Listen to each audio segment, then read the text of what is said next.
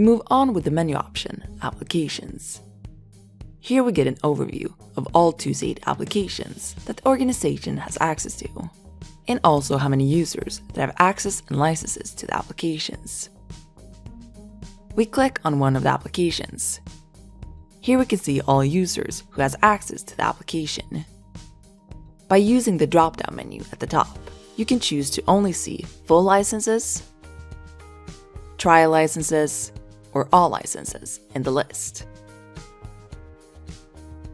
If we click on the 2C8 Lite application instead, we can see that we have 2 users who has access to the application. We can also see a red box that says Licenses Pending Deletion. This means that we have previously had 1 license in the 2C8 Lite application and are waiting on confirmation of the deletion from 2C8. In order for more users to have access to the 2C8 Lite application, we can, in the same way here as on an individual user, give them access to the application. And we do that by clicking on the plus sign at the top, Add Users.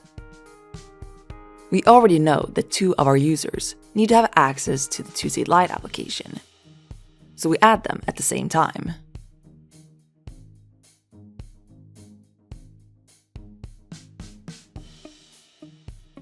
Since we don't have any licenses left for 2C8 Lite, we can immediately see what the cost of 2 new licenses will be. And to proceed with the purchase of the licenses, we need to click on Next. Here we can see an overview of the invoice. The invoice reference is automatically added to the invoice, but you can of course also change the reference from here. Control that all information is correct. Now 2 more users in the portal have access to the 2C8 Lite application. They will now be able to log in to 2C8 Lite with the same login credentials as they do in the 2C8 portal.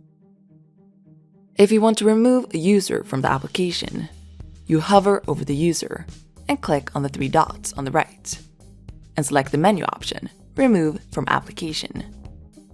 When you remove a user from an application, you can, as we mentioned earlier, choose whether you want to remove the license permanently, or if you want to let another user take over the license.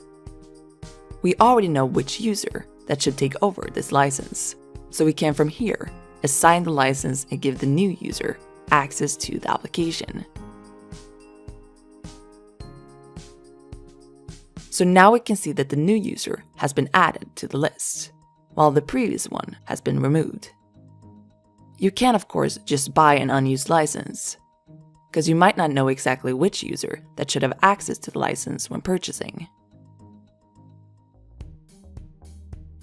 If you have an unused license, it will appear at the top in a green box.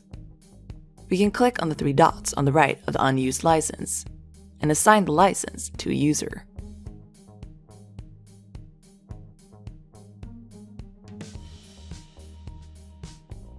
But we could just as easily have clicked directly on Add Users, and the 2C8 portal would then have assigned the user the unused license.